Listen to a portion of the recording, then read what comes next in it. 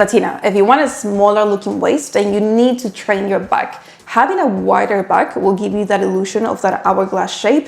It doesn't mean that you're gonna get big and bulky, but it will give you that nice athletic look that you want to have. Lat pull down, it's an amazing exercise to help you with this. It's not the only one, but it's the one that I'm going to be talking about today. So I want to tell you what mistakes to avoid or what mistakes you're probably making right now, how to set up, and also what to do ASAP to ensure that you can master your technique. So let's dive straight into it. I want to be looking to one side because I've got my videos here and you will have the videos somewhere in the screen so you know exactly what I'm talking about. Okay, let's start with mistake number one. One of the most common mistakes that I see while making, it's leaning back way too much when they're pulling the bar down. This usually happens because you're probably going too heavy, or you've seen other people at the gym doing that thing and you think it's the right technique or the right way to do it. It's not. When we pull back or lean back, when we lean back too much, this becomes more of a rowing exercise. We start using our back muscles more and we stop using our lats, okay? We don't want that. The main purpose or the main muscle group that we're trying to target with the lat pull down, it's our lats, this muscle right here. Second mistake that you're probably making, you're pulling the bar all the way down to your chest, sometimes even a little bit lower. And this is a very, very common mistake that I see all the time at the gym. Woman pulling the bar too low. Why do we want to avoid this? Because same as the first mistake, you stop engaging your lat muscle, so this muscle right here, you start putting more tension on your shoulders, so your shoulders start doing more of the work. We don't want that. We're trying to work this muscle group. Third mistake that you're probably making, you're gripping the bar way too close. When we grip the bar too close, this becomes more of an arm exercise. And same as the previous mistakes, we release or we don't put that tension on our lats anymore. We start putting more tension in different muscle groups. We want to avoid that. Fourth mistake that you're probably making, and also a very, very, very common one, is short range of motion. So as you can see in this video right here, I'm not really going down all the way. I'm stretching, yes, but I'm not going down all the way. When we're doing those tiny reps, we're missing out on that full extension and contraction that we want with each specific movement, not just with this one, but with every single movement to make the most out of it. So tiny reps, they don't really count. And last but not least, you're locking your elbows at the top. So by locking, I mean you're fully extending your elbows.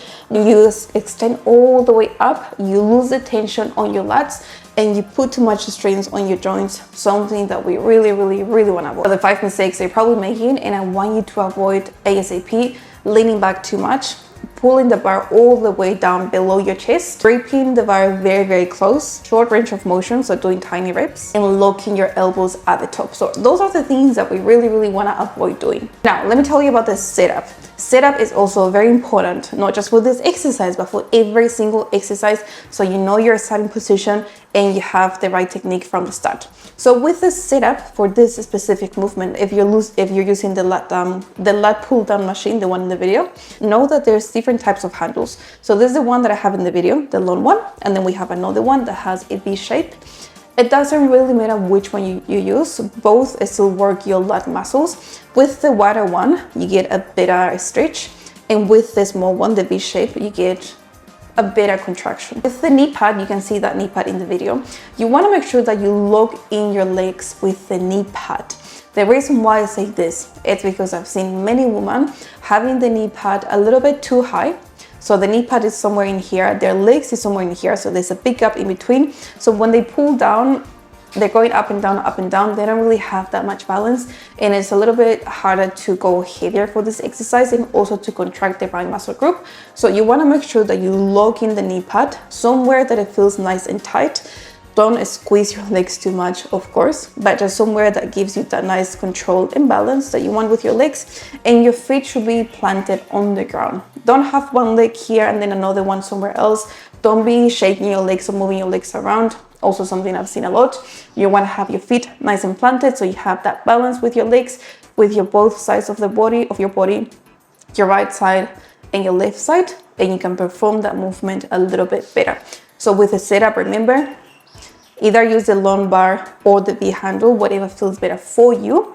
Second thing, with your knees, lock them in with the knee pad. You want it to be nice and tight. You don't want your legs to be dancing around, and have your feet planted on the ground before starting with the exercise. Okay, so now let's get started with how to actually perform the exercise. First, in the video, you will see me wearing the wrist straps. With this, it's not a must, but I use it pretty much for all my pull exercises. So lat pull down, cable seated row, Romanian deadlifts, just because I don't want to be worrying about my grip strength. I don't really have the best grip strength. I'm not really a power lifter, sorry. I'm not a power lifter, so I don't really have to work on that. So with the wrist straps, it will help you control the movement, finish your 10, 15 reps, however many reps you have, without having to worry about your grip. So if you're an intermediate, advanced, I would suggest get some wrist straps. They're an amazing accessory. If you're just a beginner, you're just getting started, don't worry about this yet. Work on your strength, and then with time, you can get or worry about the wrist straps. Next thing, where to grip the bar. So you want to grip the bar exactly where it bends. So you know how the bar goes nice and straight and then it goes down? Exactly where it goes down, that's where you want to put your hands. So you want to put your thumb exactly where the bar bends, and then the remaining of your fingers, wrap them around the bar. Sometimes you might need to adjust it a little bit and pull it down a little bit more. Just see what feels more comfortable for you. We all have different everything, different body, different length, like literally different everything. So you always have to do what's best for you. The tips that I'm giving you now, they're more like basic tips, but it doesn't have to be exactly like that for you. Always do what's best for you and what feels more comfortable for you and your body type. For me, it's right there. Sometimes remember, I pull it down a little bit more. Once you're here, with your thumb, it doesn't matter if it goes over the bar or under. Again, just do what feels more comfortable for you. For me, I always put it over. Somehow, sometimes ends up here under the bar. So again, just do whatever feels better for you. Get back nice and straight, chest up. You want to be leaning back slightly, not too much. And when you pull the bar, you want to pull the bar towards your chest, mainly your upper chest. It doesn't have to go down here, remember? It's going to go mainly towards your upper chest. The bar doesn't have to touch. If it touches, amazing. If it doesn't, also amazing. But you want to make sure that you're going nice and low right here. And when you're right here, that's where you will feel the contraction. So you can see in the video, that's where you squeeze your lats and you should feel a really nice contraction there. If you don't feel it yet, think about that mind-muscle connection. So think about that specific muscle group that is contracting as you pull down. Hold it for 1 second so you can really squeeze your lats. And then from there, when you go back up, your body will naturally lean forward a little bit. So just go with the movement, don't force it. You will just feel your body going forward a little bit. Just make sure that you don't lock your elbows at the top. So if you're doing this, we want to avoid that. Remember, we release the tension from your lats and you put too much stress on your joints. So you want to keep your elbows just nice and relaxed. They will be bent just a little bit, exactly how you see me in the video. So right there, that's exactly where you want to stop. And then you just repeat the movement. And something that I always tell you guys, make sure that you don't go too heavy. There's no point of you going heavy if your technique is not on point.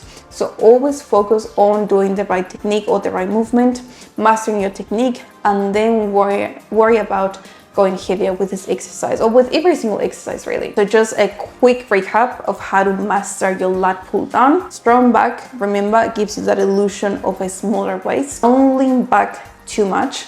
Pull towards your upper chest. Don't lock your elbows at the top. Use a full stretch and then a full pull. Keep your feet planted on the ground. Don't dance, don't do anything funny. Just keep them planted. And start with a light weight so you can focus on that technique. If you like this video, make sure to hit like and subscribe and comment down below which exercise you would like me to do next so I can help you master your technique.